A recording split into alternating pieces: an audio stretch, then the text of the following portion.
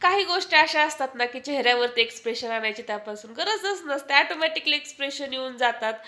तर गावाकडून आल्यावरती मला एवढा सारा घरामध्ये पसारा पडला होता ना, कारण जाताना मी ना कॉकरोचची पावडर टाकून गेले होते किचनमध्ये आणि किचन सगळं साफ करून घ्यायचं होतं. सगळीकडे कॉकरोच मरून पडले होते आणि मग म्हटलं चला बेसिक भांडी तर क्लीन करून घेऊयात. आणि तब्येत पण थोडीशी खराब होती. म्हटलं जेवणामध्ये जरा साधंच काहीतरी बनवूयात. मग मी इकडे दाल खिचडी बनवायला घेतली होती. खूपच छान आणि टेस्टी झाली होती खिचडी.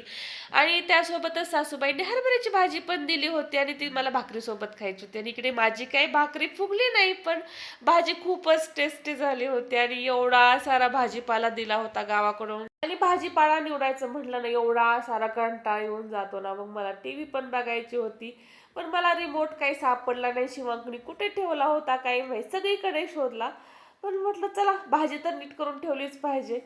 तर गावाकडून कवट आणलं होतं. त्यासोबतच आमच्या घरचे हे शेंगदाणे आणि माझ्या सासूबाई काळं तिखट घरीच बनवतात. एवढं टेस्टी भाजी होते ना ह्याच्यापासून. खूपच छान असं तिखट बनवलेलं असतं. आणि हे आहेत आमच्या घरच्या केळी आणि ही केळी ना मी अशीच ठेवून देते घरून आल्यावरती आणि तरी पण खूपच छान अशी पिकते आणि औषध वगैरे काही लावलेलं नसतं.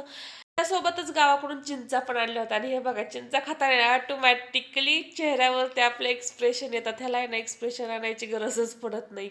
खूपच छान आंबट गोड अशी चिंच होती आणि त्यासोबतच एवढा सगळा भाजीपाला मी नीट करून ठेवला. चला आजचा व्लॉग कसा वाटला नक्की सांगा. बाय.